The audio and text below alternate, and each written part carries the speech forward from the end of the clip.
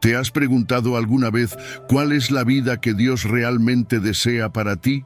Imagina que existe una guía llena de revelaciones divinas que pueden transformar tu existencia y acercarte más al propósito que el Creador tiene para ti. Desde el amor incondicional hacia Dios hasta el llamado a vivir en fe y obediencia, las enseñanzas de Jesús nos iluminan el camino hacia una vida plena y abundante. En este video exploraremos juntos 15 versículos clave que revelan cómo podemos vivir la vida que Dios desea para nosotros. Descubriremos cómo aplicar estas verdades eternas en nuestro día a día, permitiendo que transformen nuestro corazón y nuestras acciones. Antes de continuar, te invito a escribir en los comentarios: «Estoy listo para vivir la vida que Dios tiene para mí». Esta declaración no solo reafirma tu compromiso de seguir su camino, sino que también te prepara para experimentar cómo estas revelaciones pueden cambiar tu perspectiva y fortalecer tu fe. Querido oyente, te animo a quedarte con nosotros hasta el final de este video. Si aún no lo has hecho, suscríbete al canal y activa las notificaciones para que YouTube te avise cuando publiquemos un nuevo video. Comencemos. Número 1. Mateo 22, versículo 37. El amor a Dios, el mandamiento supremo para una vida plena. Fíjate que Jesús, en Mateo 22, 37, nos da un mandamiento que va directo al corazón de nuestra existencia. Amarás al Señor tu Dios con todo tu corazón y con toda tu alma y con toda tu mente. Es como si Jesús estuviera diciendo: si no captas esto, te estás perdiendo lo más importante de todo. Y aquí no está hablando de cualquier tipo de amor. No es un amor superficial, ni uno que se limita a los momentos en que las cosas van bien. Jesús habla de un amor que consume, un amor que lo abarca todo. Y es que, si lo piensas bien, este mandamiento lo cambia todo. Este amor hacia Dios no es solo algo que decimos con palabras, es un amor que transforma nuestras vidas desde lo más profundo. Cuando Jesús menciona amar a Dios con todo el corazón, nos está hablando de un amor que sale desde lo más hondo de nuestro ser, de nuestras emociones. Es el tipo de amor que no tiene reservas. ¿Te ha pasado que alguna vez amaste algo o a alguien con tanta pasión que sentías que no podías contenerlo? Eso es lo que Jesús nos pide para Dios, que ese amor esté presente en cada latido, en cada decisión, en cada acción que tomamos. A veces podemos pensar que amamos a Dios, pero si somos honestos, es fácil que nuestro corazón se desvíe. Las preocupaciones de la vida, las distracciones, las tentaciones del mundo, todo eso puede enfriar nuestro amor por Dios si no lo cuidamos. Por eso, amar a Dios con todo el corazón es una elección constante. No es solo sentir, es decidir amarle una y otra vez, incluso cuando las emociones no están de nuestro lado. Y no solo habla del corazón. Jesús también dice que debemos amar a Dios con toda nuestra alma. Esto ya es algo más profundo, porque el alma representa lo que somos en nuestra esencia, lo más íntimo de nuestra existencia. Cuando le damos nuestra alma a Dios, le estamos entregando todo lo que somos, sin reservas. Es como decirle: Dios, todo lo que tengo, todo lo que soy, te pertenece. Y eso es fuerte, porque implica que no nos guardamos nada para nosotros. No solo le damos lo que nos sobra, sino que le damos lo mejor de nosotros, lo que somos en nuestra totalidad. A veces es fácil decir que amamos a Dios, pero ¿realmente le hemos entregado toda nuestra alma? Esa es una pregunta que tenemos que hacernos todos los días. Luego Jesús nos desafía aún más a amarlo con toda nuestra mente. ¿Te imaginas lo que esto significa? Que todo lo que pensamos, todo lo que razonamos, cada idea que pasa por nuestra cabeza, esté alineada con nuestro amor por Dios. Esto no es fácil, porque vivimos en un mundo lleno de información y distracciones que pueden desviar nuestros pensamientos. Pero aquí es donde entra la importancia de dedicar nuestro intelecto a conocer más a Dios, a estudiar su palabra, a profundizar en quién es Él. No podemos amar lo que no conocemos, ¿verdad? Y eso requiere tiempo, esfuerzo y dedicación.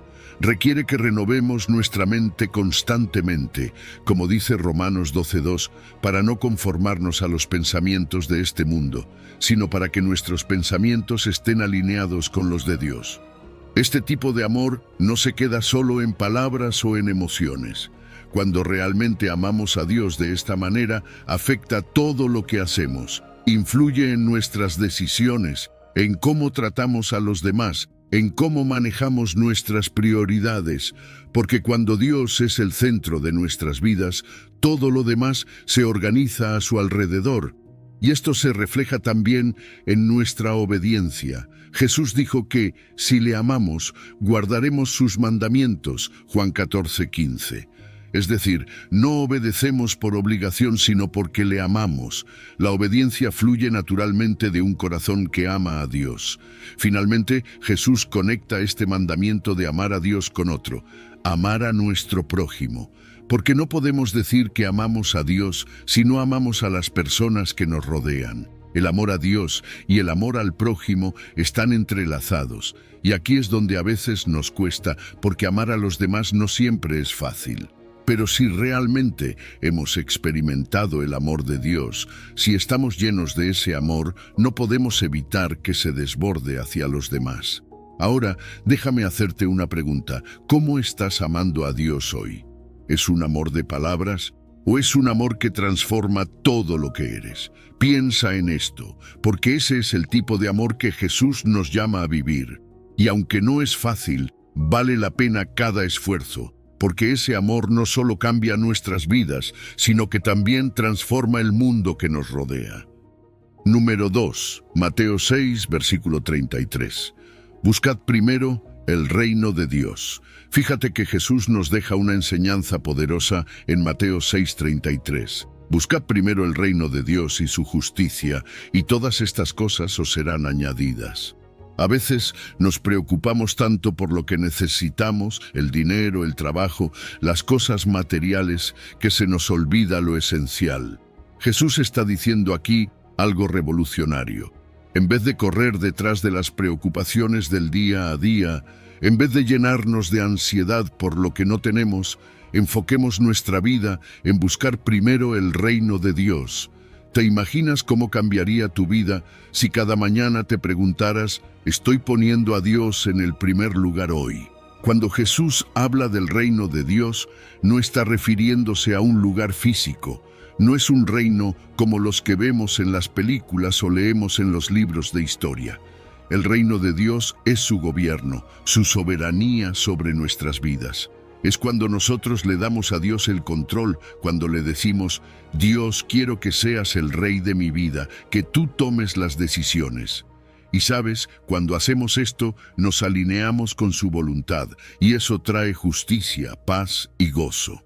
Porque cuando Dios está en el trono de nuestra vida, todo lo demás cobra sentido. No es que nuestros problemas desaparezcan, pero cambia nuestra manera de verlos, porque sabemos que Dios tiene el control. Y Jesús no se queda solo con el llamado a buscar el reino de Dios, también menciona su justicia. ¿Qué significa esto? Significa vivir de acuerdo con los principios divinos, buscando hacer lo correcto no solo ante los ojos de los hombres, sino ante los ojos de Dios.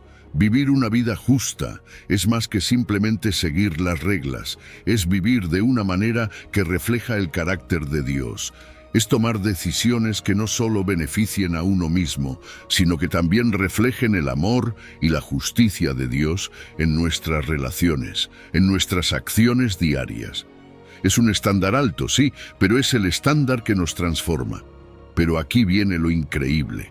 Jesús no solo nos pide que pongamos a Dios en primer lugar y vivamos de acuerdo a sus principios. Nos promete que si lo hacemos, Dios se encargará de nuestras necesidades. Y cuando Jesús dice, todas estas cosas os serán añadidas, se refiere a las cosas que solemos preocuparnos tanto. La comida, la ropa, el techo sobre nuestras cabezas. Jesús nos está diciendo, no te preocupes por eso, Dios lo tiene cubierto. ¿Te das cuenta del alivio que eso trae? En un mundo lleno de ansiedad, de estrés por lo material, Jesús nos ofrece una alternativa. Prioriza a Dios y Él se encargará del resto. Ahora, si lo piensas, esto es todo lo contrario a lo que el mundo nos dice. El mundo nos empuja a buscar primero el éxito, el dinero, la comodidad, el placer personal. Pero Jesús nos llama a una inversión de prioridades. Nos dice que lo primero es lo espiritual, lo eterno, lo que realmente tiene valor. Y esto no es fácil, porque todo a nuestro alrededor nos está gritando que busquemos lo contrario. Pero ahí está el reto. Jesús nos está invitando a vivir de una manera radicalmente diferente, donde confiamos en que, al poner a Dios primero, lo demás caerá en su lugar. ¿Cómo aplicamos esto en la vida diaria? Bueno, primero tenemos que hacer espacio para Dios. ¿Estás dedicando tiempo para orar, para leer su palabra, para buscarle de corazón? Esas son las cosas que nos ayudan a poner a Dios en primer lugar. Luego, hay que tomar decisiones que reflejen esos valores. A veces, esto significa decir no a oportunidades que parecen buenas desde una perspectiva humana, pero que no alinean con lo que Dios quiere para nuestra vida. Otras veces significa dar un paso de fe, confiando en que Dios proveerá incluso cuando no vemos cómo. Y aquí es donde entra la confianza en la fidelidad de Dios. Si ponemos a Dios en primer lugar, tenemos que creer que Él cumplirá su promesa de cuidar de nosotros. Esto no siempre será fácil. Habrá momentos de incertidumbre, de duda, pero ahí es donde la fe entra en juego. Tenemos que descansar en el hecho de que Dios es fiel y que, cuando le damos nuestra vida, Él nos guiará y nos proveerá. A veces las distracciones del mundo pueden desviar nuestro enfoque y por eso es importante rodearnos de personas que nos apoyen, que nos animen a mantener nuestras prioridades en el lugar correcto. Así que déjame preguntarte, ¿qué lugar ocupa Dios en tu vida hoy? ¿Lo estás buscando primero o hay otras cosas que han tomado ese lugar? Jesús nos llama a una vida de prioridades claras, donde lo primero es lo primero, Dios y su reino. Y si hacemos eso, podemos confiar plenamente en que Él se encargará de lo demás. Número 3. Hebreos 11, versículo 6. La fe que agrada a Dios, creer y buscarlo diligentemente. La fe es el corazón de nuestra relación con Dios. Hebreos 11:6 nos dice algo que, si lo piensas bien, es bastante directo. Sin fe es imposible agradar a Dios. Y esto es clave, porque a veces nos enfocamos tanto en hacer cosas para Dios, en tratar de vivir de cierta manera, pero se nos olvida lo esencial. Sin fe, nada de eso tiene sentido. No podemos agradar a Dios simplemente por nuestras acciones externas, sino que lo que verdaderamente le agrada es la confianza profunda en Él. Una confianza que lo reconoce como real, presente y activo en nuestras vidas. Así que, si queremos vivir una vida que le agrada, la fe es donde todo empieza. Lo primero que la fe requiere es creer que Dios existe. Parece obvio, ¿no? Pero cuando te detienes a reflexionar, te das cuenta de que no es solo creer en su existencia de una manera intelectual, como cuando creemos en un dato histórico o en algo que hemos aprendido. Es un reconocimiento profundo de que Dios está aquí, en este momento, contigo, que su presencia es una realidad constante en tu vida. Creer en Dios no es algo abstracto o lejano, es reconocer que está vivo, que se preocupa por ti y que tiene el control de todas las cosas.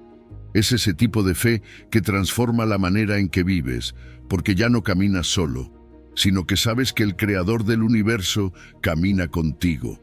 Y Dios no solo existe, sino que también es galardonador de los que le buscan.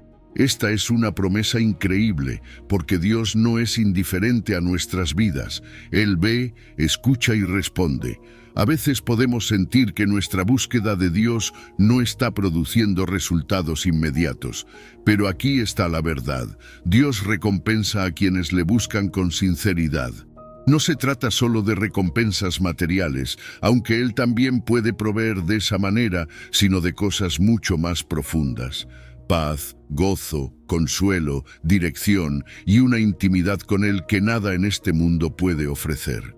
Cuando buscamos a Dios con todo el corazón, Él se revela a nosotros, y esa es la mayor recompensa que podemos recibir. Pero aquí está el punto clave. Esta búsqueda de Dios tiene que ser diligente. No es algo que hacemos de vez en cuando tenemos tiempo o cuando sentimos que lo necesitamos. Es una búsqueda constante, perseverante. Implica esfuerzo y dedicación. Es como si estuvieras buscando un tesoro escondido. No te detienes hasta encontrarlo, y eso requiere de nosotros una fe activa, una fe que no solo cree en la mente, sino que se muestra en nuestras acciones. Porque la verdadera fe se refleja en cómo vivimos. No podemos decir que tenemos fe en Dios y vivir de una manera que lo contradiga. La fe nos impulsa a obedecer, a seguir sus mandamientos, a reflejar su carácter en nuestra vida diaria. Ahora no te voy a mentir, a veces la fe enfrenta obstáculos. Hay días en los que las dudas, los miedos y las distracciones parecen más fuertes que nuestra confianza en Dios, y eso es normal. Todos pasamos por momentos en los que nuestra fe tambalea, pero la clave está en no quedarnos ahí. Necesitamos alimentar nuestra fe a través de la palabra de Dios, pasar tiempo en oración, rodearnos de personas que nos animen a seguir adelante. La fe no es algo estático, es algo que crece y se fortalece con el tiempo, especialmente cuando enfrentamos desafíos y decidimos confiar en Dios a pesar de lo que vemos o sentimos. ¿Y sabes qué? La fe trae recompensas. No estoy hablando solo de bendiciones materiales, aunque Dios ciertamente puede proveer eso. Estoy hablando de las recompensas más profundas, la paz que sobrepasa todo entendimiento, la certeza de que estamos caminando de la mano de Dios, el gozo de saber que somos amados y conocidos por el Creador del universo. Esa es la verdadera recompensa de la fe. Una relación viva y vibrante con Dios, una vida que tiene propósito y dirección porque está anclada en Él.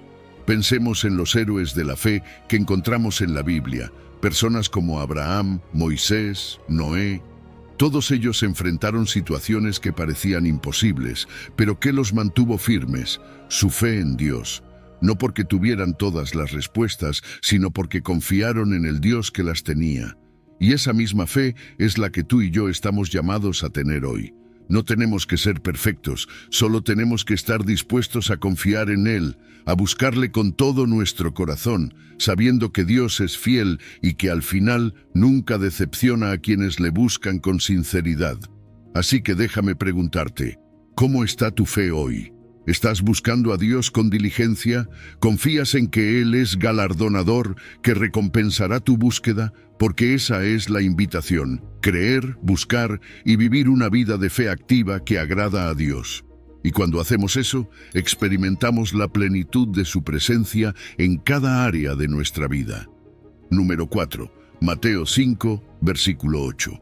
La pureza de corazón, camino para ver a Dios. La pureza de corazón es algo que Jesús destaca de manera especial en Mateo 5, cuando dice: «Bienaventurados los de limpio corazón, porque ellos verán a Dios». Aquí hay una promesa increíble, ¿no crees? Jesús nos está diciendo que la bendición de un corazón puro es nada más y nada menos que la posibilidad de ver a Dios. Pero, ¿qué significa tener un corazón puro y cómo podemos alcanzar esa pureza en un mundo tan lleno de distracciones y tentaciones? Cuando Jesús habla de limpio corazón, no se refiere solo a evitar el pecado, aunque eso es parte de ello. Está hablando de una pureza que va mucho más allá de lo externo. Es un llamado a ser sinceros en nuestras intenciones, a vivir sin malicia ni engaño, a ser transparentes en nuestra relación con Dios y con los demás. En otras palabras, un corazón puro es uno que no está contaminado por el orgullo, la hipocresía o los deseos egoístas. Es un corazón que busca a Dios de manera genuina, que quiere lo que Él quiere, que se alinea con su voluntad. Y esa pureza tiene una recompensa increíble: ver a Dios. No solo en la eternidad, sino aquí y ahora. Las personas de limpio corazón experimentan una cercanía con Dios que les permite discernir su presencia en su vida diaria. Piénsalo por un momento. ¿Cuántas veces has sentido que Dios está lejos?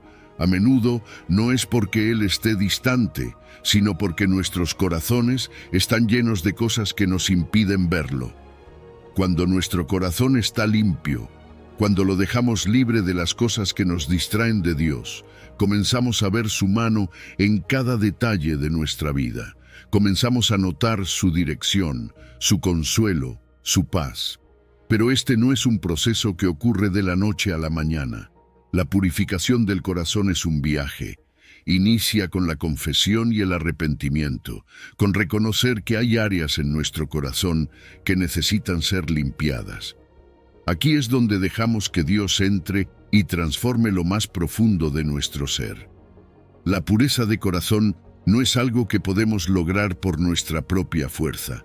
Es el resultado de permitir que Dios trabaje en nosotros.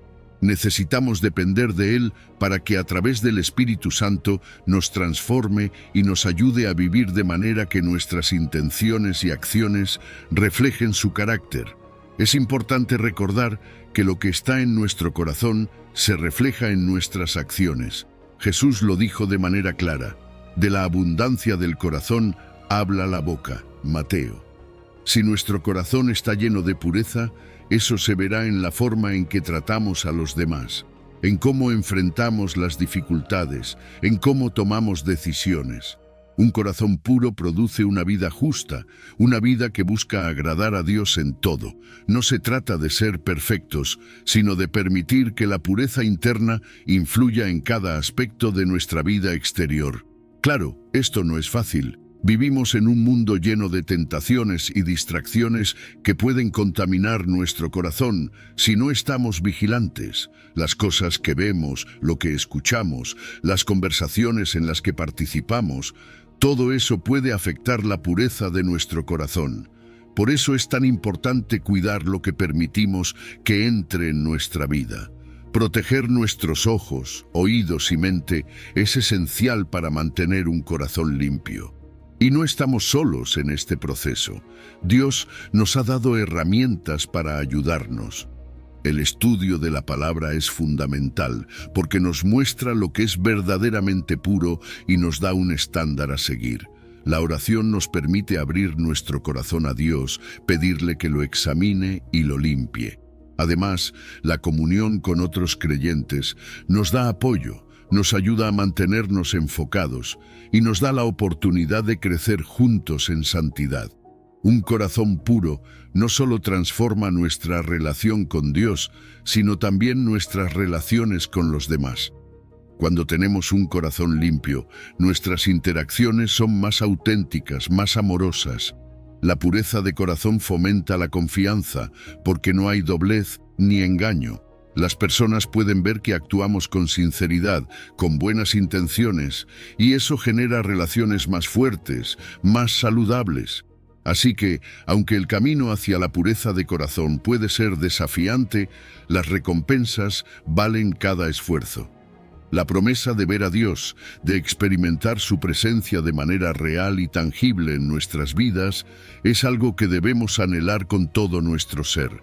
Mantengamos nuestros corazones enfocados en Él, permitiendo que su luz brille en nosotros y vivamos de tal manera que nuestra pureza refleje su gloria en todo lo que hacemos. Número 5, Mateo 6, versículo 14.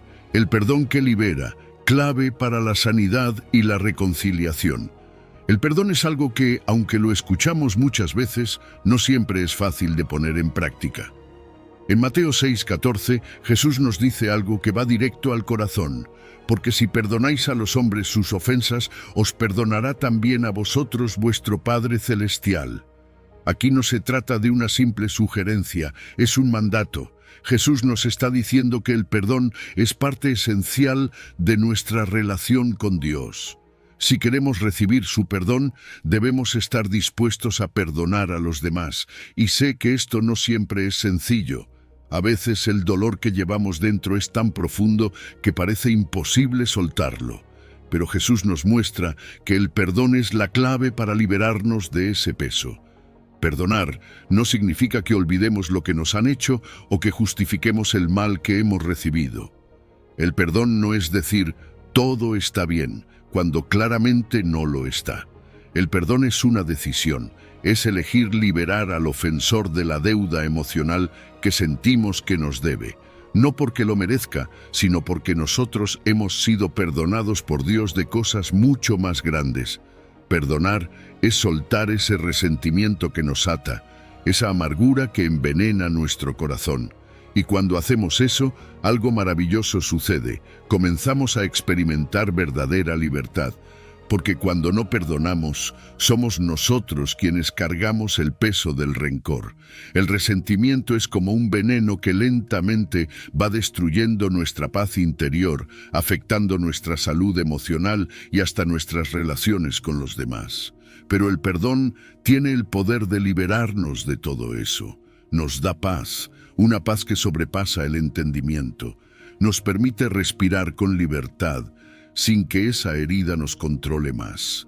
El perdón nos sana, no solo a nivel emocional, sino también espiritualmente. Y es que nuestra capacidad de perdonar está profundamente conectada con nuestra relación con Dios. Jesús nos muestra que perdonar no es opcional, es un reflejo de nuestra comprensión de la gracia de Dios. ¿Cómo podemos recibir el perdón infinito de Dios por nuestros pecados y no estar dispuestos a perdonar a otros? El perdón de Dios no tiene límites, y cuando entendemos eso, algo cambia en nuestro corazón. Nos damos cuenta de que no se trata de quién tiene razón o de si la otra persona merece ser perdonada. Se trata de reflejar la gracia que hemos recibido, porque el rencor y la falta de perdón son como un muro que nos separa de la comunión plena con Dios. Ahora no te voy a mentir, hay ofensas que nos hieren profundamente. A veces la traición, el rechazo o el daño son tan grandes que perdonar parece imposible. Pero aquí es donde necesitamos la ayuda divina. No se espera que lo hagamos por nuestras propias fuerzas. Es Dios quien nos da la gracia y la fuerza para perdonar, incluso cuando sentimos que no podemos. Y el ejemplo más grande de perdón lo tenemos en Jesús. Cuando estaba en la cruz, en medio del dolor, en medio del sufrimiento, ¿qué fue lo que dijo? Padre, perdónalos, porque no saben lo que hacen. Lucas 23. Él perdonó a quienes lo estaban crucificando. Ese es el modelo supremo de amor y misericordia. Entonces, ¿cómo podemos perdonar? Primero, tenemos que reconocer el dolor. No podemos perdonar lo que no estamos dispuestos a enfrentar. Es necesario ser honestos con nosotros mismos y con Dios acerca de lo que nos ha lastimado. Luego, orar. Orar por la persona que nos ha ofendido no es fácil, pero es un paso clave. Cuando oramos por el ofensor, algo comienza a cambiar en nuestro corazón. Finalmente, entregar la situación a Dios. Solo Él puede sanar por completo, solo Él puede darnos la paz que necesitamos. El perdón no solo tiene un impacto en nuestro corazón, sino también en nuestras relaciones. Cuando perdonamos, abrimos la puerta a la reconciliación, a la posibilidad de restaurar lo que se ha roto. No siempre será posible, pero cuando sucede, es un testimonio poderoso del amor de Dios en acción. El perdón fortalece los vínculos, construye puentes donde antes había muros. Y lo más importante, el perdón, es una expresión tangible del amor de Dios en nuestras vidas. Entonces déjame preguntarte, ¿hay alguien a quien necesitas perdonar hoy? Puede que no sea fácil, pero te aseguro que es liberador. Cuando perdonamos, no solo soltamos a la persona que nos ha ofendido, sino que también nos liberamos a nosotros mismos. Y lo más hermoso es que, en ese acto de perdón, nos acercamos más a Dios, experimentamos su paz, su amor y su gracia de una manera más profunda. Número 6. Juan 14, versículo 6. Jesús, el camino, la verdad y la vida para alcanzar a Dios. Jesús lo dejó muy claro en Juan 14:6 cuando dijo, «Yo soy el camino, y la verdad y la vida. Nadie viene al Padre sino por mí». Esta declaración no es algo que podamos tomar a la ligera. Jesús no dijo que era uno de los caminos, ni que había varias formas de llegar a Dios. Él afirmó de manera inequívoca que es el único camino, y esto tiene una implicación inmensa para nosotros. Si realmente creemos en estas palabras, nos damos cuenta de que no hay otra manera de alcanzar a Dios, de experimentar su presencia, su perdón y su amor, si no es a través de Jesús. Él es el puente que nos reconcilia con el Padre, el único mediador entre Dios y los seres humanos. Vivimos en un mundo que cada vez más nos dice que la verdad es relativa, que cada uno puede tener su propia versión de la realidad. Pero Jesús nos presenta una verdad absoluta, una verdad que no cambia. Él no solo nos muestra la verdad, Él es la verdad. Y conocer a Jesús es conocer esa verdad sobre Dios y sobre nosotros mismos, porque cuando lo miramos a Él, descubrimos quién es Dios. Un Dios lleno de amor, de misericordia, pero también de justicia. Y también vemos quiénes somos nosotros, seres necesitados de ese amor y perdón. En un mundo donde todo parece estar cambiando, Jesús es la verdad inmutable, la roca sobre la cual podemos construir nuestras vidas. Pero no solo es el camino y la verdad, también es la vida. Y esto es tan profundo porque no se trata solo de la vida eterna después de la muerte, aunque eso es parte de la promesa. Jesús nos ofrece vida abundante aquí y ahora, una vida llena de propósito, una vida que tiene sentido, una vida transformada por su poder. Sin Él, podríamos estar vivos físicamente, pero espiritualmente estaríamos muertos, vacíos. Jesús nos da esa plenitud que el mundo no puede ofrecer. Y cuando lo seguimos, descubrimos que esa vida verdadera no está en las cosas materiales, en el éxito, ni en las posesiones, sino en una relación íntima con Él. Ahora, seguir a Jesús no es algo que se pueda tomar a la ligera. Es una decisión que requiere de nosotros compromiso, entrega total. Jesús no está buscando una relación superficial, de esas que solo lo buscamos cuando las cosas se ponen difíciles. No, Él quiere todo nuestro corazón. Seguir a Jesús implica rendir nuestras vidas a Él, confiar en Él completamente y caminar en obediencia a sus enseñanzas. Pero la buena noticia es que no lo hacemos solos. Jesús no solo nos mostró el camino, sino que también nos dio el Espíritu Santo para que nos guíe y nos dé la fuerza para vivir de acuerdo a esa verdad. Una de las cosas más desafiantes de este pasaje es la exclusividad de Jesús en cuanto a la salvación.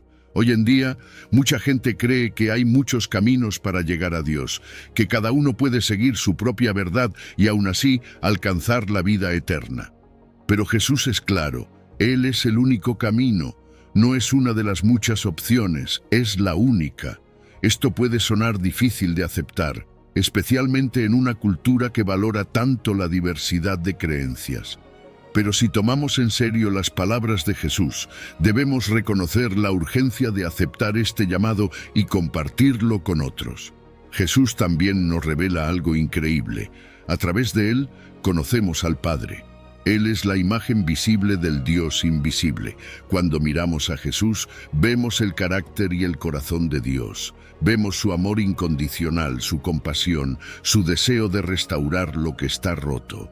Si alguna vez te has preguntado cómo es Dios, solo necesitas mirar a Jesús, porque en cada uno de sus actos, en cada una de sus palabras, en la forma en que amaba a las personas, en cómo perdonaba, ahí ves el corazón de Dios. La realidad es que cada uno de nosotros tiene que tomar una decisión personal sobre Jesús. No es suficiente saber de Él o escuchar acerca de Él. Debemos decidir si vamos a aceptar su invitación a seguirle o rechazarla. Y esa decisión tiene implicaciones eternas. Decidir seguir a Jesús es entrar en una relación que transforma tu vida para siempre. Pero ignorarlo o rechazarlo también tiene consecuencias. Y es por eso que este llamado es tan importante. Finalmente, no olvidemos el papel crucial del Espíritu Santo en todo esto. Jesús no nos dejó solos en el camino. Él nos dio el Espíritu Santo para que nos guíe, nos consuele y nos ayude a entender la verdad que Él nos enseñó.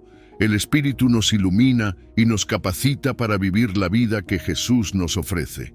Sin el Espíritu, no podríamos caminar este camino ni experimentar la vida abundante que Jesús promete. Así que la pregunta es, ¿Estás dispuesto a seguir a Jesús, a caminar en su verdad, a vivir la vida que solo Él puede dar? Porque cuando lo haces, descubres que no hay mayor paz, mayor propósito, ni mayor alegría que en Él. Número 7.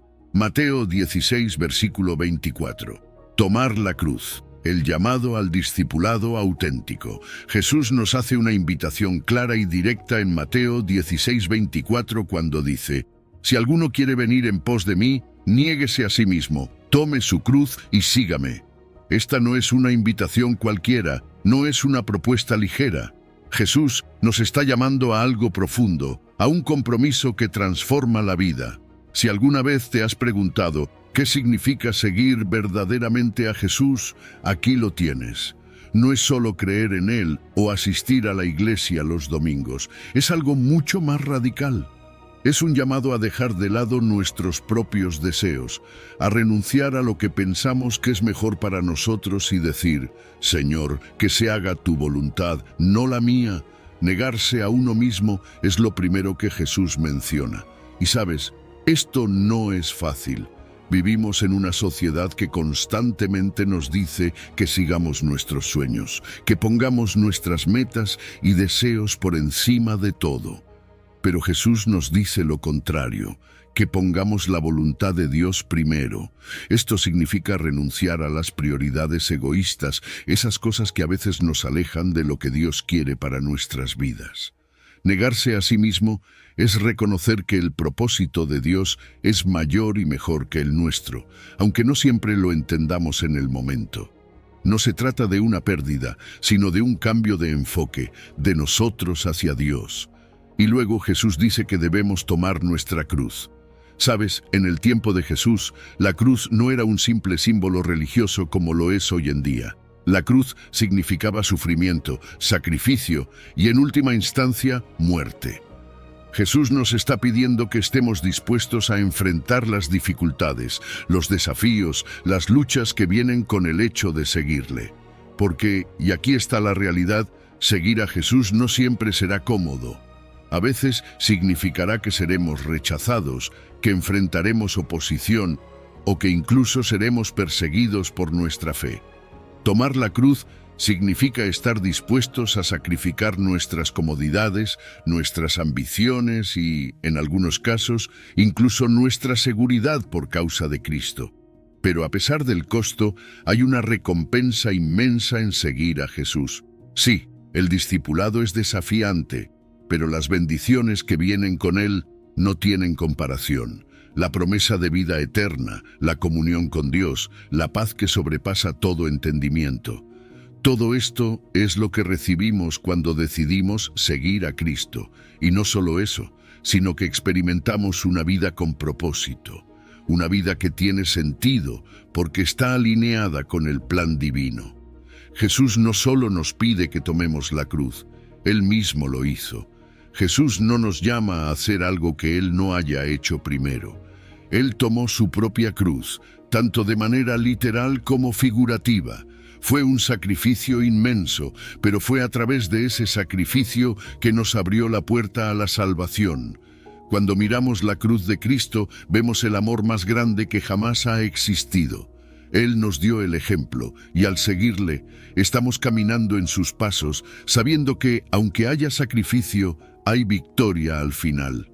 En nuestra vida diaria, esto significa que, incluso en las situaciones difíciles, seguimos viviendo con integridad, amando a los demás, sirviendo aun cuando no sea fácil. A veces significa que tenemos que tomar decisiones difíciles, como elegir lo que es correcto en lugar de lo que es popular, o poner los valores del reino de Dios por encima de los del mundo. Y eso no siempre va a ser bien recibido por los demás. Puede que enfrentes críticas o te sientas aislado por tu fe, pero recuerda que Jesús prometió estar con nosotros siempre, incluso en esos momentos. La cruz no es el final del camino. Así como Jesús resucitó, nosotros también tenemos la promesa de la resurrección. La cruz simboliza sacrificio, sí, pero también es el preludio de la victoria. Es a través de la resurrección que encontramos la fuerza para perseverar, para seguir adelante, sabiendo que las pruebas de esta vida no son el final. Hay esperanza en medio del sufrimiento, hay vida después de la cruz, y esa es la promesa que nos sostiene. Entonces te pregunto, ¿estás dispuesto a tomar tu cruz y seguir a Jesús? No es un camino fácil, pero es el único que lleva a la verdadera vida. Es un llamado al discipulado auténtico, un llamado a una vida transformada, llena de propósito y esperanza. Y aunque el costo pueda parecer alto, las bendiciones de caminar con Jesús son infinitas. Número 8. Gálatas 5, versículo 22. El fruto del Espíritu, evidencia de una vida transformada. Cuando hablamos del fruto del Espíritu en Gálatas 5:22, no estamos hablando de algo que podemos fabricar por nuestra cuenta. Este fruto es la evidencia de una vida transformada por el Espíritu Santo. Es como cuando ves un árbol cargado de frutos saludables, sabes que ese árbol está bien cuidado, bien nutrido. Lo mismo ocurre con nuestra vida espiritual. Cuando estamos llenos del Espíritu, esos frutos comienzan a manifestarse naturalmente en nosotros. Pero, ¿qué significa realmente vivir una vida que refleje el fruto del Espíritu? Vamos a desglosarlo. El primer aspecto del fruto que se menciona es el amor. Y esto no es cualquier tipo de amor. Estamos hablando de un amor incondicional, el tipo de amor que Dios tiene por nosotros y que nos llama a tener por los demás. Este amor no depende de lo que las personas nos hagan o de cómo se comporten. Es un amor que elige servir, perdonar y cuidar a los demás, incluso cuando no lo merecen. Es el amor que se extiende más allá de nuestras limitaciones humanas y solo puede surgir cuando el Espíritu está obrando en nosotros. Después viene el gozo, y quiero que pienses en esto. No se trata solo de ser feliz cuando las cosas van bien. Este gozo es profundo, es una alegría que permanece incluso en medio de las pruebas. Es una alegría que no depende de nuestras circunstancias, sino de nuestra relación con Dios. Saber que Él está con nosotros, que nos sostiene, nos da un gozo inquebrantable. Luego está la paz. ¿Cuántas veces nos sentimos abrumados por la ansiedad, por el estrés de la vida? Pero el fruto del Espíritu nos da una paz que trasciende todo entendimiento. No es que los problemas desaparezcan, es que podemos enfrentarlos con la certeza de que Dios está en control. Esta paz nos permite caminar con confianza, sabiendo que, pase lo que pase, estamos en las manos de nuestro Padre Celestial. La paciencia también es parte del fruto, y sabemos que la vida no siempre es fácil. A veces tenemos que esperar, soportar y perseverar. Pero el Espíritu nos da la capacidad de hacerlo con calma, sin perder la esperanza, confiando en que Dios tiene el tiempo perfecto para todo. La benignidad y la bondad están profundamente conectadas. La benignidad es esa actitud amable, esa disposición para tratar a los demás con gracia y respeto. Y la bondad es llevar esa actitud a la acción, haciendo lo correcto, ayudando a quienes lo necesitan, siendo un reflejo del carácter de Dios en nuestras interacciones diarias. Luego tenemos la fe, que aquí se refiere no solo a creer en Dios, sino a ser fieles, a confiar en Él constantemente, a ser leales a su palabra y sus promesas. La fe nos sostiene en los momentos difíciles y nos impulsa a seguir adelante, sabiendo que Dios es fiel y nunca nos dejará. La mansedumbre es humildad y control de la ira, no es debilidad como muchos piensan, sino una fuerza controlada. Es saber cuándo hablar y cuándo callar, cuándo responder con amor en lugar de con enojo. Es la actitud de Jesús, que era poderoso, pero al mismo tiempo humilde y compasivo. Y finalmente la templanza, que es el dominio propio, la capacidad de controlar nuestros deseos y emociones. Vivimos en un mundo que nos empuja a seguir nuestros impulsos, pero el fruto del Espíritu nos enseña a vivir con autocontrol, a no ser esclavos de nuestros deseos, sino a ser guiados por el Espíritu. Es importante notar que antes de que Pablo hable del fruto del Espíritu, él menciona las obras de la carne. Estas Son las cosas que provienen de nuestros deseos egoístas, las cosas que nos alejan de Dios y de los demás. El fruto del Espíritu es lo opuesto. Es la evidencia de que estamos caminando en una nueva dirección, guiados por el Espíritu y no por nuestros propios deseos. Este fruto no es algo que podamos producir por nuestra propia fuerza. No es cuestión de esforzarse más o tratar de ser mejores personas. Es el resultado de estar en comunión con el Espíritu Santo, de permanecer en Cristo como una rama unida a la vid. Cuando estamos conectados con Él, este fruto comienza a crecer naturalmente en nosotros, pero como cualquier árbol que da fruto, esto requiere tiempo, cuidado y disciplina. No ocurre de un día para otro, pero poco a poco, con la ayuda del Espíritu, nuestras vidas comienzan a cambiar.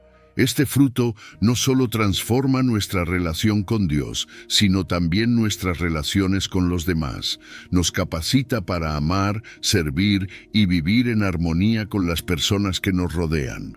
El fruto del Espíritu es una manifestación tangible de la presencia de Dios en nuestras vidas, y cuando vivimos de esta manera, estamos cumpliendo y trascendiendo los requisitos de la ley. Así que la pregunta es, ¿estamos permitiendo que el Espíritu Santo haga su obra en nosotros? ¿Estamos dispuestos a caminar en el Espíritu, a rechazar los deseos de la carne y adoptar esta nueva naturaleza? Porque cuando lo hacemos, nuestras vidas cambian radicalmente, y el mundo que nos rodea también puede ver la diferencia. Número 9. Mateo 5, versículo 6. Hambre y sed de justicia, la pasión por la rectitud de Dios. Jesús nos habla en Mateo 5:6 de algo que va más allá de una simple actitud pasiva. Bienaventurados los que tienen hambre y sed de justicia, porque ellos serán saciados. Aquí no está usando la imagen del hambre o la sed de manera superficial. Piensa en esos momentos en los que realmente has sentido hambre o sed física. Es una necesidad urgente, algo que no puedes ignorar hasta que lo satisfaces. Ese es el tipo de intensidad que Jesús nos invita a tener por la justicia. No es un deseo pasajero o algo que surge de vez en cuando. Es una necesidad profunda, un anhelo continuo de que la justicia de Dios se manifieste en nosotros y en el mundo que nos rodea.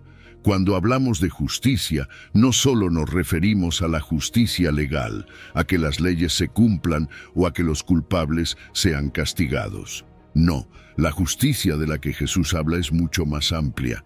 Se trata de la rectitud moral, de vivir en conformidad con la voluntad de Dios. Es un llamado a ser íntegros, a caminar en santidad, a que nuestras acciones y pensamientos estén alineados con lo que Dios desea para nosotros. Es un deseo de vivir de una manera que refleje el carácter de Jesús, de ser más como Él en todo lo que hacemos. Y aquí está la promesa increíble: ellos serán saciados. Dios promete que, si realmente tenemos hambre y sed de justicia, Él va a satisfacer ese anhelo. A veces, en este mundo roto, sentimos que la injusticia prevalece, que el mal parece ganar, que el bien es ignorado. Pero Jesús nos asegura que nuestro anhelo por la justicia no quedará insatisfecho. Habrá plenitud, una realización que solo Dios puede dar. Es una promesa de que, en su tiempo, su justicia prevalecerá, y nosotros experimentaremos la satisfacción de ver su obra completa. Pero esto también tiene una aplicación muy personal. No podemos hablar de justicia solo como algo que queremos ver en el mundo, sin antes aplicarla a nuestras propias vidas. Si tenemos hambre y sed de justicia, eso significa que primero debemos buscar la justicia en nuestra vida diaria. ¿Estamos viviendo de acuerdo con los principios de Dios? ¿Estamos tratando a los demás con la misma gracia y misericordia que hemos recibido? Tener hambre y sed de justicia es anhelar ser transformados, ser más como Jesús en nuestras decisiones, nuestras palabras y nuestras acciones. Además, esta búsqueda de justicia no se queda solo en lo personal. Nos llama a comprometernos también con la justicia social. No podemos cerrar los ojos ante el sufrimiento y la opresión que vemos a nuestro alrededor.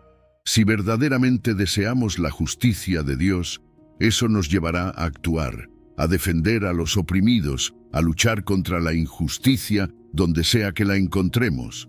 Jesús no nos invita a ser espectadores pasivos en este mundo, nos llama a ser sus manos y pies, trabajando para traer su reino aquí, incluso cuando la tarea sea difícil o nos cueste algo personalmente. El problema es que a menudo caemos en la indiferencia. Nos volvemos apáticos frente al mal o la injusticia porque pensamos que no nos afecta directamente o que es demasiado grande para que podamos hacer algo al respecto. Pero Jesús nos llama a salir de esa apatía, a ser proactivos en hacer el bien.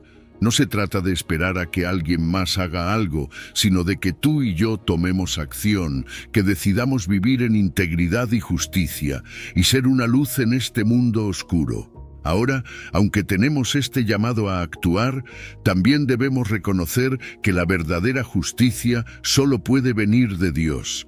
Por más que trabajemos, siempre habrá limitaciones en lo que podemos lograr por nuestras propias fuerzas. Necesitamos depender de Dios, orar y confiar en su intervención. Solo Él puede traer una justicia plena, una justicia que transforme no solo las circunstancias, sino también los corazones. Y este llamado no es algo que hacemos solos. Como comunidad de fe, como iglesia, tenemos el deber de unirnos en esta búsqueda de la justicia. Juntos podemos apoyarnos, orar los unos por los otros y trabajar hombro a hombro para promover la justicia que Dios nos ha llamado a perseguir. Hay poder en la unidad, y cuando nos unimos en la misión de buscar la justicia de Dios, podemos impactar al mundo de maneras que no podríamos hacerlo solos. Así que déjame preguntarte, ¿tienes hambre y sed de justicia? Porque Jesús nos asegura que aquellos que realmente la buscan serán saciados. Y no solo seremos saciados nosotros, sino que, al buscar la justicia, al vivir en integridad y al actuar en el mundo, también seremos instrumentos de la justicia de Dios para los demás. Y eso, amigos, es algo que transforma no solo nuestras vidas, sino todo lo que tocamos. Número 10, Mateo 23, versículo 11. El servicio como grandeza, el liderazgo según Jesús. Jesús nos dejó un mensaje revolucionario cuando dijo en Mateo 23:11, «El que es el mayor de vosotros, sea vuestro siervo». Esto cambia por completo la manera en la que el mundo entiende la grandeza y el liderazgo. Generalmente se nos enseña que ser grande es estar en la cima, tener poder, ser el que manda, pero Jesús, como tantas veces lo hizo, invierte estos valores y nos muestra un camino completamente diferente. La verdadera grandeza se encuentra en servir a los demás. No en dominar, no en buscar ser el primero, sino en humildemente ponernos al servicio de los otros. Servir no es algo que hacemos cuando nos sentimos generosos o cuando es conveniente. Jesús nos llama a que el servicio sea un estilo de vida. Esto implica que pongamos a los demás primero, que renunciemos a nuestra propia comodidad o interés personal por el bienestar de otros. Y eso no es fácil, porque todo a nuestro alrededor nos empuja a pensar en nosotros mismos primero. Pero el servicio auténtico viene de un corazón humilde, de una disposición constante a ver las necesidades de los demás y actuar para satisfacerlas. Jesús mismo nos dio el mejor ejemplo de lo que significa ser un siervo. Piensa en ese momento en el que lavó los pies de sus discípulos. Aquí estaba el Hijo de Dios, el Creador del universo, tomando la posición más baja en la casa, haciendo un trabajo que normalmente harían los sirvientes. Con esto, nos mostró que la grandeza no está en ser servido, sino en servir. Y lo llevó aún más lejos al entregar su vida por nosotros en la cruz, el acto más grande de servicio y sacrificio que jamás se haya hecho. Su vida entera fue una demostración de lo que significa vivir para los demás. Este es el modelo de liderazgo que Jesús nos invita a seguir. En el mundo, los líderes suelen buscar dominar, controlar, hacer que otros los sigan. Pero Jesús nos muestra que un líder verdadero es aquel que sirve, que guía a los demás poniéndose a su nivel, preocupándose por ellos, levantándolos. Este tipo de liderazgo no solo construye una influencia genuina, sino que también genera un impacto profundo en las personas. Un líder que sirve inspira, porque refleja el corazón de Dios en cada acción. Y cuando hablamos de servir, no solo estamos hablando de hacer algo bueno por los demás, estamos hablando de algo que transforma relaciones y fortalece comunidades. El servicio tiene un poder increíble para unir a las personas, para crear un sentido de pertenencia y propósito. Además, nos acerca más al corazón de Dios. Al servir, estamos reflejando el amor y la humildad de Cristo, y eso nos llena de una satisfacción que nada más puede dar. Porque al final del día, cuando sirves a otros, no solo les haces bien a ellos, también tu corazón es transformado. Pero claro, hay barreras que todos enfrentamos cuando se trata de servir. El orgullo, el egoísmo, el deseo de reconocimiento, todas estas cosas pueden impedirnos vivir una vida de servicio. A veces queremos que los demás nos vean y nos reconozcan por lo que hacemos, o simplemente no queremos salir de nuestra zona de confort. Pero Jesús nos llama a luchar contra esas tendencias, a renunciar a nuestro propio orgullo y poner a otros primero, incluso cuando nadie más lo nota. El servicio no tiene que ser algo grandioso o espectacular. A veces son los pequeños actos los que marcan la diferencia. Quizás sea ayudar a alguien que lo necesita, ser amable con quien te rodea, ofrecer una palabra de ánimo o simplemente escuchar. El servicio está en las pequeñas cosas del día a día, pero también en los momentos en los que Dios nos llama a dar un paso más allá, a ser generosos en nuestra entrega. Y no podemos olvidar que el servicio es una expresión tangible del amor al prójimo. Cuando servimos, estamos cumpliendo el mandamiento de Jesús, de amar a los demás como a nosotros mismos. El servicio es la manera en que el amor se hace acción, en que nuestras palabras se convierten en algo real y concreto para los que nos rodean. No se trata solo de sentir amor, sino de mostrarlo, de vivirlo a través de nuestros actos. Así que déjame preguntarte, ¿cómo estás sirviendo hoy? Porque no importa quién seas o cuál sea tu posición, Jesús te llama a ser un siervo, a vivir una vida que ponga a los demás primero, a liderar con humildad y amor, y a reflejar el corazón de Dios en todo lo que haces.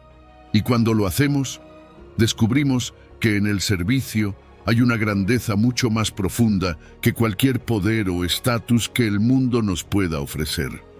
Número 11. Proverbios 22, versículo 4. La humildad y el temor del Señor, claves para la riqueza espiritual. Proverbios 22, 4 nos dice algo poderoso. Riquezas, honra y vida son la remuneración de la humildad y del temor de Jehová. Y es que cuando escuchamos palabras como riquezas o honra, nuestro pensamiento puede irse rápidamente hacia cosas materiales, hacia el reconocimiento del mundo. Pero lo que la Biblia nos enseña es que hay un tipo de riqueza y honra mucho más profunda, una que viene directamente de Dios y que solo puede alcanzarse a través de la humildad y el temor reverente a Él. La humildad bíblica no es lo mismo que una falsa modestia, donde fingimos que no somos buenos en algo o que no valemos. No, la verdadera humildad es un reconocimiento sincero de nuestra posición ante Dios. Es darnos cuenta de que todo lo que somos y todo lo que tenemos proviene de Él. No se trata de menospreciarnos a nosotros mismos, sino de tener una visión correcta de quiénes somos en relación con el Creador del universo. Es saber que, aunque podamos tener talentos, habilidades o logros, todo eso viene por la gracia de Dios. Y cuando entendemos esto, nos volvemos más agradecidos, más dispuestos a poner nuestras vidas en sus manos. El temor del Señor es algo que a veces se malinterpreta. No es tener miedo de Dios, sino un respeto profundo y reverente hacia Él. Es reconocer su santidad, su justicia, su poder. Cuando tememos a Dios de esta manera, no es porque le tengamos miedo, sino porque entendemos quién es Él realmente, y eso nos lleva a querer vivir de una manera que le agrada. Este temor reverencial nos guía, nos protege y nos hace conscientes de la grandeza de su amor y su autoridad sobre nuestras vidas. Y fíjate que la humildad y el temor del Señor van de la mano. No puedes tener una sin la otra. La verdadera humildad nace cuando tienes ese temor reverente hacia Dios. Cuando reconoces su grandeza y te das cuenta de lo dependiente que eres de Él, la humildad se convierte en una actitud natural. Ambos, la humildad y el temor del Señor, forman la base de una vida piadosa, una vida que refleja el corazón de Dios. La Biblia nos promete que quienes practican la humildad y el temor del Señor serán recompensados con riquezas, honra y vida. Pero estas riquezas no son necesariamente materiales. Hablamos de riquezas espirituales, de una paz interior que el dinero no puede comprar, de sabiduría que solo Dios puede dar, y de contentamiento en cada etapa de la vida. La honra, en este caso, no es el reconocimiento público que el mundo busca, sino el respeto genuino de aquellos que ven el reflejo de Dios en tu vida. Y luego está la vida abundante, no solo la vida eterna que esperamos con Dios, sino una vida plena aquí y ahora, llena de propósito y sentido. Contrasta esto con el orgullo y la arrogancia. El orgullo nos aleja de Dios, nos hace pensar que no necesitamos a nadie más, ni siquiera a Dios, y nos lleva a la caída. Es fácil caer en la trampa del orgullo en un mundo que exalta la autosuficiencia, pero la verdad es que la humildad es lo que realmente nos abre puertas, tanto con Dios como con los demás. La arrogancia cierra corazones, pero la humildad los abre. La Biblia está llena de ejemplos de personas humildes que Dios usó poderosamente. Moisés, a pesar de ser llamado por Dios para liderar a Israel, fue descrito como el hombre más manso de la tierra. ¿Y qué decir de Jesús, el mismo Hijo de Dios, que no solo vino a salvarnos, sino que se arrodilló para lavar los pies de sus discípulos? Si Jesús, siendo quien es, mostró ese nivel de servicio y humildad, ¿cuánto más debemos nosotros seguir su ejemplo? Pero, ¿cómo cultivamos esta humildad y temor del Señor en nuestra vida diaria? Primero, necesitamos meditar en la grandeza de Dios. Cuando reflexionamos sobre su poder, su santidad y todo lo que ha hecho por nosotros, nuestra actitud cambia. Reconocemos nuestras limitaciones y nuestra necesidad de Él. Practicar la gratitud y el servicio a los demás también es clave. Cuando servimos sin esperar nada a cambio, comenzamos a ver el mundo desde la perspectiva de Dios, amando a los demás como Él los ama. El impacto de vivir con humildad y temor del Señor es enorme. Nuestras relaciones se vuelven más saludables porque dejamos de lado el orgullo que tantas veces genera conflictos. Tomamos decisiones más sabias y justas porque estamos alineados con los principios de Dios. Y sobre todo, nuestra perspectiva cambia. Ya no se trata de nosotros, sino de vivir para glorificar a Dios y servir a los demás. Así que al final, la pregunta es: ¿estamos dispuestos a vivir una vida marcada por la humildad y el temor del Señor? Porque cuando lo hacemos, no solo experimentamos la paz y la plenitud que Él nos promete, sino que también reflejamos su gloria a un mundo que tanto necesita ver su amor en acción. Número 12. Romanos 12, versículo 2. Transformación de la mente, no conformarse al mundo. En Romanos 12:2, Pablo nos da un mandato muy claro. No os conforméis a este siglo, sino transformaos por medio de la renovación de vuestro entendimiento. Esta es una advertencia crucial para nosotros como creyentes, porque el mundo constantemente nos empuja a adoptar sus valores, sus estándares, su manera de ver las cosas. Pero Pablo nos dice que no podemos simplemente dejar que la corriente del mundo nos arrastre. Conformarse significa aceptar sin cuestionar, adaptarse a los patrones del entorno sin pensar si están alineados con lo que Dios dice. Y sabes, esto puede suceder más fácil de lo que pensamos. A veces, sin darnos cuenta, empezamos a ver la vida como la ve el mundo, a valorar lo que el mundo valora, a seguir las modas, las opiniones y las actitudes que nos rodean. Pero la vida cristiana nos llama a algo completamente diferente. No se trata de quedarnos quietos, sino de una transformación continua. Esa palabra, transformaos, nos habla de un proceso que no termina. No es algo que sucede de la noche a la mañana, sino que es un cambio profundo, desde adentro, que afecta a cada aspecto de nuestra vida. Y este cambio no es simplemente un ajuste externo, es una renovación completa de nuestro entendimiento, de nuestra manera de pensar. Este proceso de renovación empieza en la mente.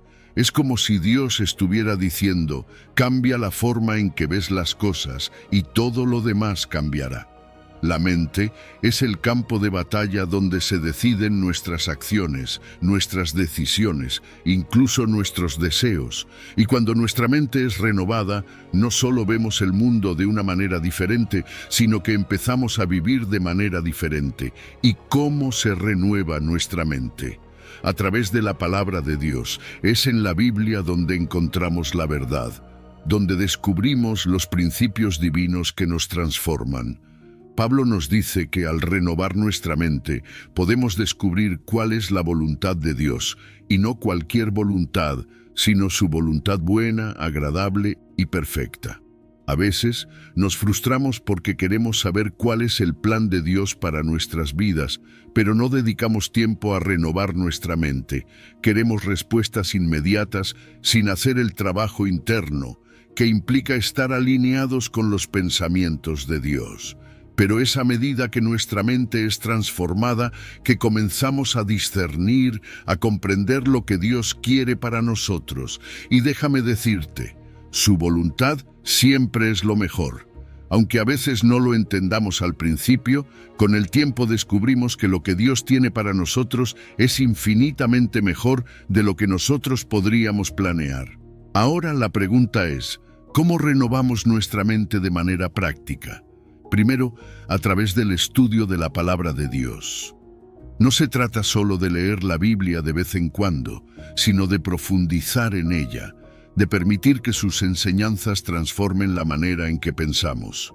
Luego está la oración. Hablar con Dios no solo fortalece nuestra relación con Él, sino que nos ayuda a alinear nuestros pensamientos con los suyos. Y la meditación también es clave. No me refiero a una meditación vacía, sino a reflexionar profundamente en las verdades de Dios, en sus promesas, en su carácter. Una mente renovada impacta cada aspecto de nuestra vida diaria. Nuestras decisiones comienzan a basarse en los principios de Dios, no en las presiones culturales o sociales. Cuando el mundo nos dice que tomemos atajos, que busquemos el éxito a cualquier costo, una mente renovada nos lleva a seguir los caminos de Dios, incluso cuando parecen más difíciles. Resistimos la tentación, no porque tengamos una fuerza de voluntad inquebrantable, sino porque nuestras prioridades han cambiado y ahora valoramos lo que Dios valora. La paz interior es otro de los grandes beneficios de una mente renovada. Cuando estamos alineados con los pensamientos de Dios, encontramos una claridad de propósito que el mundo no puede darnos. Ya no estamos corriendo detrás de lo que todos dicen que necesitamos, sino que caminamos con la seguridad de que estamos en el centro de la voluntad de Dios. Tenemos ejemplos en la Biblia de personas que no se conformaron al mundo. Piensa en Daniel, quien rehusó contaminarse con la comida del rey, aun cuando hacerlo lo exponía a riesgos. O en los apóstoles, quienes predicaron a pesar de las prohibiciones y amenazas. Estos hombres no permitieron que el sistema del mundo moldeara su fe. En cambio, eligieron ser transformados por Dios y mantenerse firmes en sus convicciones. Entonces, la pregunta es, ¿cómo estamos nosotros renovando nuestra mente hoy? ¿Estamos permitiendo que el mundo nos moldee o estamos buscando ser transformados por Dios? La transformación no es solo posible, es una promesa. Y cuando permitimos que Dios renueve nuestra mente, no solo nos damos cuenta de su voluntad, sino que comenzamos a vivir una vida llena de propósito, paz y alineada con lo que realmente importa. Número 13. Proverbios 11, versículo 24. La generosidad que enriquece, dar para recibir más. Sabes, cuando pensamos en dar, muchas veces nuestra mente se va directamente a lo que podemos perder. Es fácil caer en esa trampa, ¿verdad? Pensar que al dar de lo que tenemos, ya sea dinero, tiempo o energía, nos quedaremos con menos. Pero la Biblia, como tantas veces, nos muestra una verdad totalmente contraria. En Proverbios 11:24 leemos: hay quienes reparten y les es añadido más, y hay quienes retienen más de lo que es justo, pero vienen a pobreza. Esto suena paradojal, pero aquí está la clave del reino de Dios. Cuando damos, no perdemos, ganamos. Este es uno de esos principios que desafían la lógica del mundo. Al dar generosamente, en lugar de disminuir, recibimos más. No siempre de la manera en que lo esperamos, pero las bendiciones llegan. Y no solo se trata de recibir más en términos materiales. Al ser generosos, se nos abren puertas a bendiciones mucho más profundas. Paz interior, gozo, satisfacción por saber que hemos ayudado a otros. Y aquí está el contraste.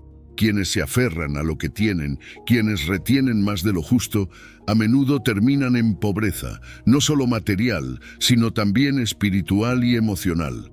Esto ocurre porque cuando retenemos, cuando somos avaros, demostramos que no confiamos realmente en la provisión de Dios. Nos decimos a nosotros mismos que debemos aferrarnos a lo que tenemos por miedo a que no haya suficiente mañana. Pero la generosidad, al contrario, refleja un corazón que confía plenamente en que Dios es quien provee. Al dar, estamos declarando: Señor, confío en que tú siempre tendrás cuidado de mí. Y la generosidad no es solo una cuestión de dar dinero, va mucho más allá. Es una actitud del corazón. Ser generoso es estar dispuesto a compartir de lo que somos, de lo que tenemos. Puede ser nuestro tiempo, nuestro talento, nuestras palabras de aliento. A veces, una sonrisa, una escucha atenta o un pequeño acto de servicio puede significar mucho más que una gran cantidad de dinero. La generosidad es una manera de reflejar el amor de Dios al mundo. Y lo más increíble es que, al hacerlo, también nos beneficiamos nosotros. Dios nos ha prometido bendiciones asociadas a la generosidad. Estas bendiciones no siempre vienen en la forma en que pensamos, pero siempre llegan. A nivel espiritual, experimentamos una satisfacción interna, una paz que solo proviene de saber que estamos caminando en los caminos de Dios. A nivel material, Dios también puede proveernos más de lo que necesitamos, no para que acumulemos, sino para que sigamos siendo un canal de bendición para otros. Si miramos la Biblia, hay tantos ejemplos de personas que vivieron la generosidad de maneras extraordinarias. Piensa en la viuda que compartió su última comida con Elías. Ella no tenía mucho, pero confió en la promesa de Dios y fue bendecida con una provisión milagrosa. O la iglesia primitiva, que compartía todo lo que tenían, creando una comunidad donde nadie tenía necesidad. Estos ejemplos nos muestran que la generosidad no depende de cuánto tengamos, sino de cuánto estamos dispuestos a confiar en Dios. Pero seamos realistas, hay obstáculos para ser generosos. El miedo a la escasez es uno de los mayores. Nos preocupa que si damos, nos quedaremos sin nada. También está el egoísmo, ese impulso natural de querer acumular para nosotros mismos. Vivimos en una sociedad que nos enseña a pensar primero en nosotros, a ser autosuficientes, pero Dios nos llama a una mentalidad diferente, la de vivir con las manos abiertas, sabiendo que cuando damos, Él siempre nos provee. La generosidad también fomenta algo hermoso en la comunidad. Cuando somos generosos, no solo estamos bendiciendo a los demás, estamos construyendo puentes, creando unidad y amor entre las personas. Imagina una comunidad donde todos están dispuestos a dar de sí mismos, no por obligación, sino por amor. Esa es la visión que Dios tiene para su pueblo, y cuando vivimos así, nuestra generosidad se convierte en un testimonio del amor de Dios al mundo. La gente ve algo diferente en nosotros, algo que va más allá de lo material, y ese es el amor genuino de Cristo reflejado en nuestras acciones. Entonces la pregunta para ti hoy es: ¿Cómo puedes empezar a vivir con una generosidad que enriquece? No se trata de cuánto tienes, sino de cómo usas lo que tienes. Dios te invita a vivir con las manos abiertas, confiando en que, al dar, no pierdes, sino que ganas más. Así que adelante, atrévete a ser generoso, porque en esa generosidad encontrarás una riqueza que va más allá de lo que este mundo puede ofrecer. Número 14. Primera de Tesalonicenses 5, versículo 18. La gratitud en toda circunstancia, la voluntad de Dios para nosotros. La gratitud es algo que todos reconocemos como importante, pero cuando Pablo nos dice en Tesalonicenses 5:18, «Dad gracias en todo porque esta es la voluntad de Dios para con vosotros en Cristo Jesús», es como si nos retara a ir más allá de lo que entendemos por gratitud. No está diciendo que demos gracias solo cuando todo va bien, cuando las cosas están a nuestro favor, sino que debemos agradecer en todo, en cualquier circunstancia. Esto puede parecer imposible a veces, especialmente cuando enfrentamos momentos difíciles o pruebas que no entendemos, pero justamente ahí es donde Dios nos llama a confiar en su soberanía. La gratitud es más que una simple emoción, es una actitud constante que Dios nos invita a adoptar. Y lo más interesante de este versículo es que nos dice que dar gracias no es opcional, es la voluntad de Dios para nosotros. Esto significa que la gratitud es un mandato divino, pero también una llave que abre puertas a una vida más plena. Al agradecer en todas las circunstancias, estamos expresando nuestra confianza en que Dios tiene el control, en que, aunque no veamos el panorama completo, Él sí lo ve y tiene un plan perfecto. Cuando vivimos agradecidos, los beneficios son impresionantes. Espiritualmente, experimentamos una paz profunda, porque en la gratitud encontramos descanso en el plan de Dios. Nos llenamos de alegría, porque reconocemos las bendiciones que nos rodean. Nuestra fe se fortalece, porque agradecer en todo implica depender completamente de Dios, sabiendo que Él está obrando en nuestras vidas, incluso en medio de las pruebas. Emocionalmente, la gratitud reduce el estrés y la ansiedad, porque en lugar de enfocarnos en lo que nos falta, aprendemos a ver lo que ya tenemos, lo que Dios ya ha hecho. Además, la gratitud tiene el poder de transformar nuestras perspectivas. ¿Alguna vez has notado cómo cambia todo cuando decides agradecer en lugar de quejarte? De repente, las situaciones no parecen tan oscuras. Nos damos cuenta de que, incluso en medio de las dificultades, Dios sigue siendo bueno y sigue proveyendo. La gratitud nos permite ver las bendiciones que tal vez antes pasábamos por alto. Nos enseña a enfocarnos en lo positivo, en lo que Dios está haciendo, en lugar de quedarnos atrapados en lo que falta o en lo que nos duele.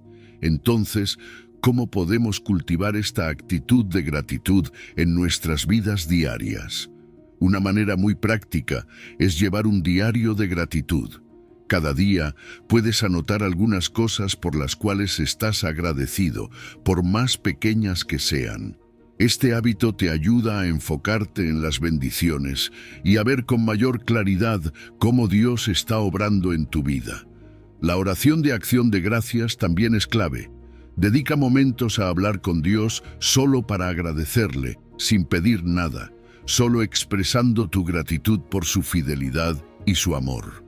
Además, compartir tus testimonios con los demás puede ser muy edificante, tanto para ti como para aquellos que escuchan.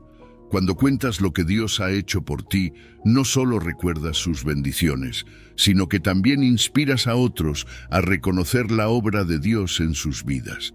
Es importante recordar que la gratitud no se trata de ignorar el dolor o las dificultades.